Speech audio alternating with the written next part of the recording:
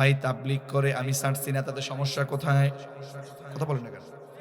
আমি সারসিনার হুজুরের কাছে পড়েছি, ভাই তাবলীগের মুরব্বী হুজুরের কাছে পড়েছি, তাতে সমস্যা কি? তিনিও তো আল্লাহ একজন, এটাই শিখেছে। কথা বলেন না কেন? ভাই জামাত করেছি, আমি চরমনাই করেছি, আমি হেফাজত করেছি, ওই ভাইও শিখিয়েছেন আল্লাহ একজন, আমিও শিখেছি আল্লাহ একজন, সে আমার মুসলিম ভাই। মসজিদের সভাপতি হুজুর নামাজ পড়ায়, খুতবা যখন পড়ান, যাদের বিরুদ্ধে কথা বলবেন, সুদের বিরুদ্ধে কথা বলবেন, মসজিদের সভাপতি হইছে, সেক্রেটারি হইছে, কমিটি হইছে, কিন্তু দেখা যায় মসজিদের প্রথম কাতারে আমাদের সমাজে যে সকল মুসল্লিরা আছে, দেখা যায় অধিকাংশই সমাজের টাটকা সুদখোর। আরে বেটা ভয় পাস কেন? শিখি না বল, এটাই বাস্তবতা। সমাজের ভিতরে মসজিদের যে ব্যক্তি সভাপতি হবে, সেক্রেটারি হবে, সুদখোর, ঘুষখোর, অন্যায়কারী, বেপরদাকারী, বেনামাজি কোন লোক, কোন মুসল্লি মসজিদের সভাপতি হতে পারে না। এই সকল লোকগুলোকে বাদ দিতে হবে, এই সকল লোকগুলোকে বাদ দিতে হবে। হয়তো ওরা ভালো হয়ে যাবে আজকে থেকে, না হয় কালকে থেকে সবগুলোকে ক্যান্সেল। যুবকদেরকে সালাতের ভিতরে আসতে হবে, ইসলামের ভিতরে আসতে হবে, এদেরকে সামনের দিকে এগিয়ে দিতে হবে। যুবকরাই দেশটাকে পাল্টাতে পারে, যুবকরাই দেশটাকে সুন্দর করতে পারে। 5ই আগস্টে সেটার বাস্তব প্রমাণ আমরা পেয়েছি, ঠিক কিনা?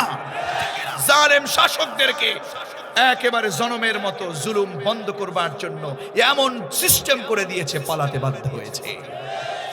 বাংলাদেশে ইঁদুরের একটা গর্ত খুঁজে পায় নাই, মামু বাড়ির দিল্লি গিয়ে পালাইতে হয়েছে। আমরা এমনটা বলতাম না। মুসলমান নাম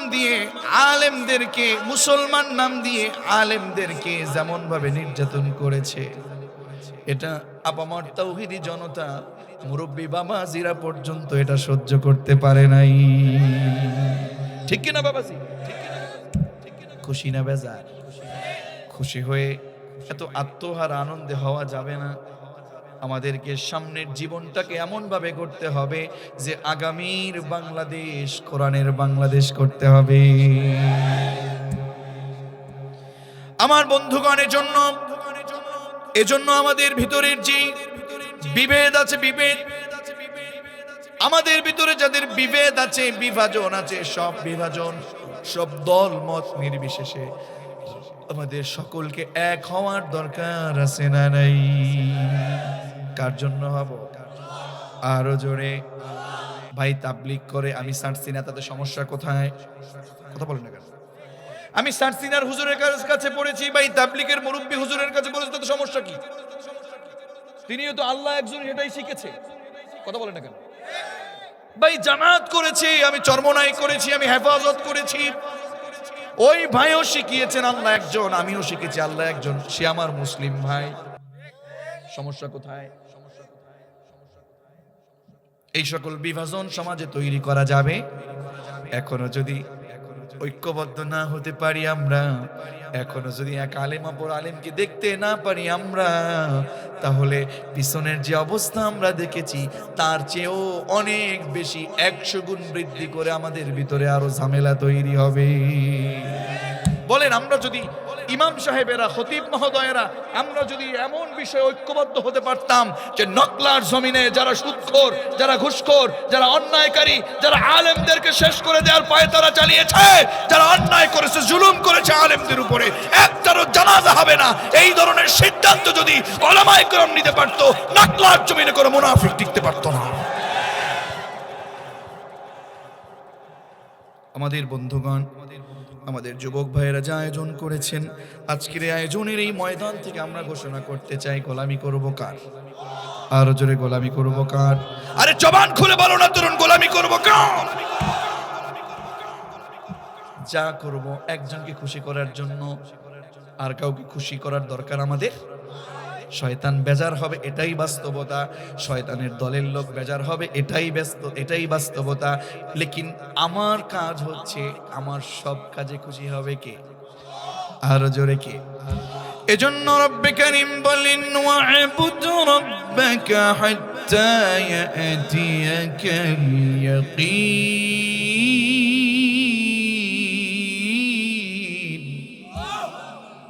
ওয়া'বুদ, তোমরা গোলামি করো, তুমি গোলামি করো রব্বাকা, তোমার রবের মন মতো। আজকে সকালে করবা, আসরের সালাত পড়বা না, আসর পড়বা, মাগরিব পড়বা না, এমনটা নয়।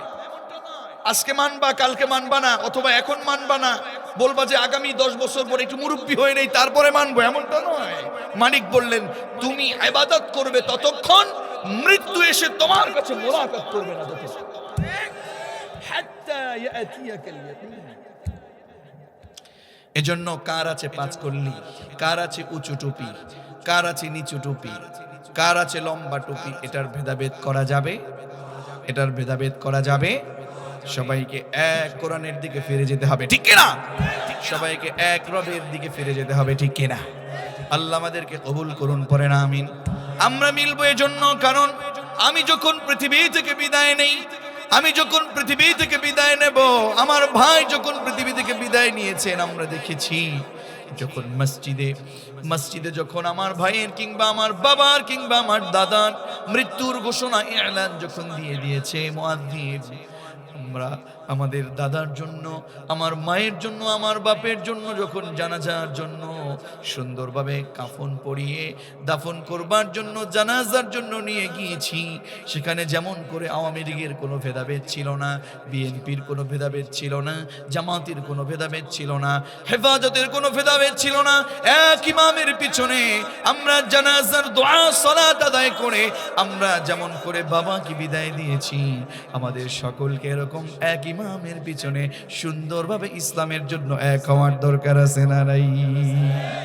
আজকে থেকে আমাকে এই সিদ্ধান্ত নিতে হবে, আমি তাবলীগ করি কিন্তু অন্য কাউকে আমরা হিংসা করব, আমি হেফাজত করি অন্য কাউকে আমরা হিংসা করব, আমি জামাত করি কিন্তু অন্য কাউকে অন্য কাউকে হিংসা করব, আমি চরমনাই করি অন্য কাউকে হিংসা করব। এক ও অভিন্ন থাকার দরকার আছে না নাই? কারণ আমাদের রব কয়জন, কোরআন কয়টা, রাসূল কয়জন, আমাদের সবার দিন ব্যবস্থা কয়টা? আমাদের প্রভু এক, প্রভু কয়জন? তাহলে আমাদের সব কিছু মানার দরকার আছে না নাই?